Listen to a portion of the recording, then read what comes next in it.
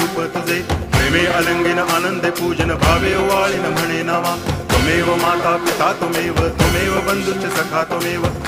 विद्या तरुणं त्वमेव सर्वं मम देव कायेन वाचा मनसेन्द्रियैर्वा बुद्ध्यात्मना वा प्रकृति स्वभावात् करोमि यद्यत् सकलं परस्मै नारायणायति समर्पयामि अच्युतं केशवं रामनारायणं कृष्णदामोदरं वासुदेवं हरि श्रीधरं माधवं गोपिकावल्लभं जानकीनायकं रामचन्द्रं भजे हरे राम राम